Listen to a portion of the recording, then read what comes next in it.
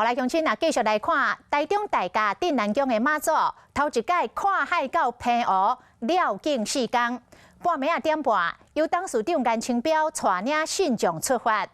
平湖当地虽然风真透，也是出动超过300台的渔船啊，超过2000个信众来接驾，声势真大。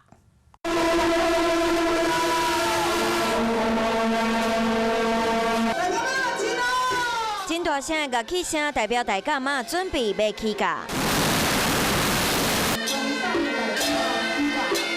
炮的声加上锣鼓声，台中大甲镇南宫妈祖半暝1点30分起轿，要去平湖绕境4天。董事长颜清标嘛亲身更新轿杯绕境队伍。真侪宫庙咧，拢来甲咱送出价、出城，所以讲咧大家有这款的交情，那敢若兄弟姊妹共款。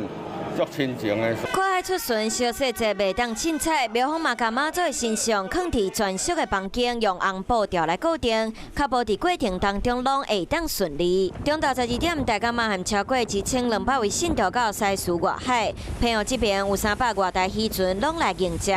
追大甲妈祖镇南宫追了10年，然后一直都在路上，然后今年因为因缘巧合，让我参加了海上迎妈祖，然后让我真的是海上路上齐全，圆了人生的梦。